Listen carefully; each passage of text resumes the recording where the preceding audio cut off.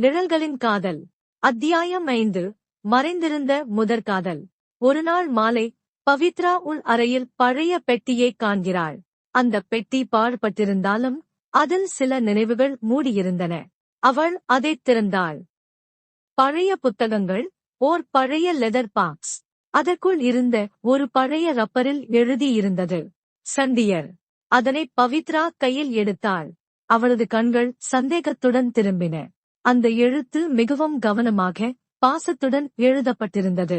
அவள் இரவு சாப்பாட்டின் போது சண்டியரிடம் கேட்டாள், உங்களிடம் ஒரு விஷயம் கேட்கலாமா? சிறிது குழப்பத்துடன் தலையசைத்தார் சண்டியர். உங்கள் பெட்டியில் சண்டியர் என்ற பெயரை எழுதின ரப்பரை வைத்திருக்கிறீர்கள். அது யாரோடது? அவளது குரலில் சந்தேகம் இருந்தாலும் கண்களில் நேர்மை இருந்தது. சண்டியர் மௌனமானார். சில நிமிடங்களுக்குப் பின் சண்டியர் மெதுவாக பேச ஆரம்பித்தார். சிறு வயதில் என்னோடு படித்த ஒரு தோழி. அவள் பெயர் மர்லின் மன்றோ. அவள்தான் என்னுடைய முதல் தோழி. நாங்கள் இருவரும் 5ஆம் வகுப்பு வரை ஒன்றாக படித்தோம்.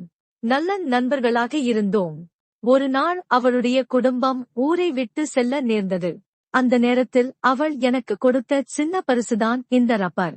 அதன் மேல் என் பெயரை எழுதிவிட்டு சென்றார். அவள் ஞாபகமாக நான் இதை வைத்திருக்கிறேன். இது காதலா, இல்லை நட்பா என்று எனக்கு சொல்ல தெரியவில்லை. 10 வயதில் பிரிந்த ஒரு தோழியின் நினைவு பரிசு இது. போகும்போது அவள் என்னிடம் சொன்னது, நீங்க என்னை மறந்தாலும் பரவாயில்லை, ஆனா நீங்க யாரு என்பதை நீங்க மறக்கவே கூடாது.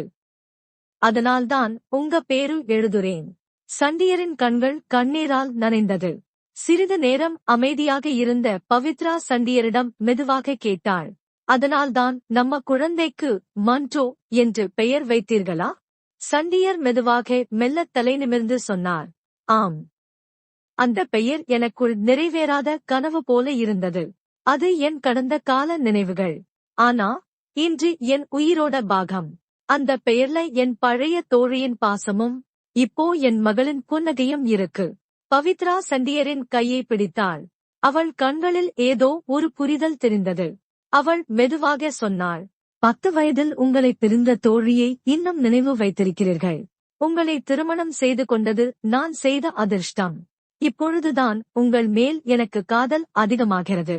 உங்கள் இதயத்தில் ஓர் இடம் மர்லின் மன்றோவுக்கு இருந்தாலும் அந்த பெயர் இப்போது என் மகளுக்கும் உயிர் தந்ததுதான். நீங்கள் முழுமையாக என் இதயத்திலே இருக்கின்றீர்கள். நீங்கள் இல்லாத ஒரு நாளும் நான் வாழ மாட்டேன். இப்போதான் உண்மையா வாழ்க்கை ஆரம்பிக்கிற மாதிரி இருக்கு. பவித்ரா கண்கள் கலங்க. ஆனால் இதயமோ சண்டியரை மேலும் நேசிக்கத் துடிக்கிறது. சண்டியர் மெதுவாக அவளது நெற்றியில் முத்தமிடுகிறார்.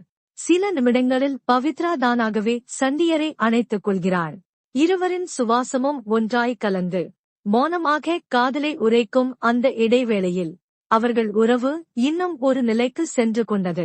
மன்றோ அந்த நேரத்தில் விழித்து சிரித்தாள்.